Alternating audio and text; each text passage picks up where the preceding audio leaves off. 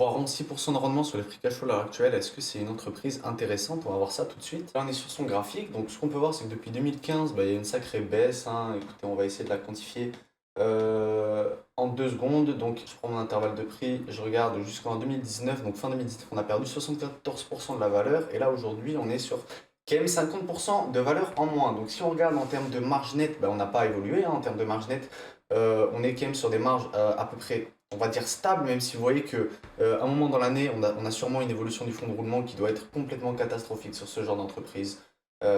Si vous regardez les cash flows, vous voyez qu'il y a un fonds provenant des opérations qui est bon. Apparemment là, il n'était pas très très stable, mais vous voyez qu'il y a des moments où on perd, on gagne, on perd, on gagne, on perd. Donc en fait, c'est assez changeant. J'imagine qu'à un moment, elle a pu avoir des bons médicaments. Et vous voyez qu'ici, son cash, il baisse. Donc en fait, le fonds provenant des opérations, il ne fait que de baisser. L'évolution du fonds de roulement, il devient de plus en plus négatif. Donc elle a sûrement des problèmes avec ses médicaments. Donc ça, il faudra le regarder. Je vous dis d'aller regarder vraiment le conférence call de ce genre d'entreprise. Donc qu'est-ce qu'on voit? On voit un revenu total qui diminue, des dépenses d'exploitation qui diminuent mais à peine, des coûts de marchandises qui eux ont augmenté.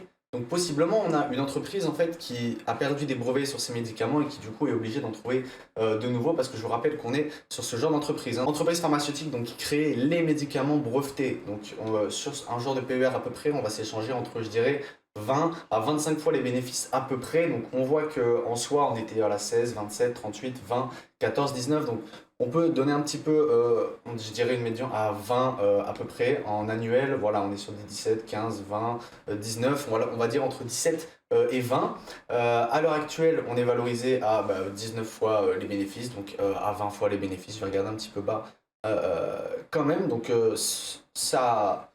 Donc, à l'heure d'aujourd'hui, l'entreprise est potentiellement très bien évaluée. On est à 53 dollars et un dividende par action à 1 euro. Donc, ça fait à peu près 2%. Donc, le rendement du dividende, il est safe.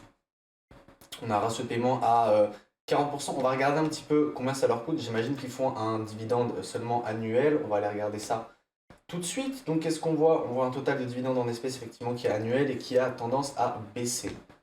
On le voit, on est à 1,60, à 1,10, donc c'est assez fluctuant, mais elle n'a pas peur de le couper, de le baisser, etc. Donc son ratio est à peu près à 50%. Donc en soi, le dividende, il est safe. Alors ensuite, est-ce que ça va être une entreprise qui va être capable de le relever? Donc ça va être à regarder. Là, vous voyez, par exemple, ils nous ont dit, les laboratoires Baron a annoncé un résultat net de la part du groupe de 23% en hausse à 15 millions d'euros au premier semestre 2023, pour un chiffre d'affaires par contre qui recule lui, et ajoute que son résultat opérationnel est en baisse de 11%. Donc vous voyez qu'il y a vraiment des problèmes de trésorerie, des problèmes de fonds, la manière dont on va les gérer avec les stocks, avec les coûts des marchandises, nos coûts fournisseurs, nos comptes débiteurs, etc. Ça va être à regarder.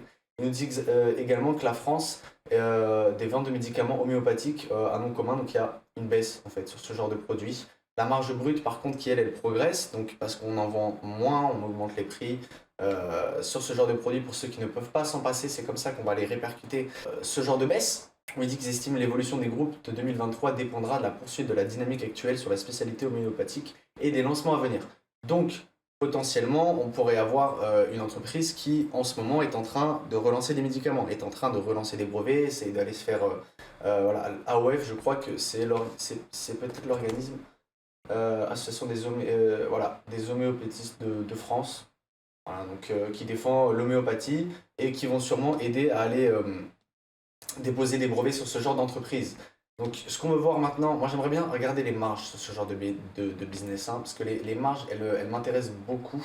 En marge brute, vous voyez que en soi, on est quand même sur des marges brutes qui ne bougent pas trop. Alors bon, là, on est en semestriel, on va se foutre en annuel. En marge brute, on est sur des marges brutes qui ont un tout petit peu diminué, des marges optionnelles qui ont été divisées par deux et des marges nettes qui, elles aussi, ont baissé. Pourquoi? On n'arrive pas à être assez efficient, on a des coûts des marchandises qui augmentent, donc ça c'est normal. On a une dépense en capital qui ne bouge pas, qui baisse à peine comparé aux revenus on a pu baisser d'environ 5 à 10%, et ce qui est en dépenses d'exploitation, on n'a pas baissé d'autant. Ça, c'est vraiment dommage. Ensuite, rendement des capitaux investis, vous voyez que il baisse. Les rendements des capitaux propres, rendement des actifs, donc tout ça, c'est des options qui sont intéressantes à regarder. Donc ça, c'est seulement le point de vue quantitatif. Mais ensuite, si le point de vue qualitatif de l'entreprise, c'est-à-dire les revenus qu'elle va lancer, donc la homéopathie spécialité odeur health product, donc ça, c'est quelque chose de nouveau qu'ils ont pu lancer, parce qu'on voit qu'il y en a, voilà, on voit que par exemple, lui, il baisse. Donc ils ont essayé de lancer des produits. Peut-être que ce produit-là a des marges brutes qui sont inférieures, ou peut-être qu'ils sont supérieurs. Ça, c'est à vous de regarder ça dans les bilans financiers.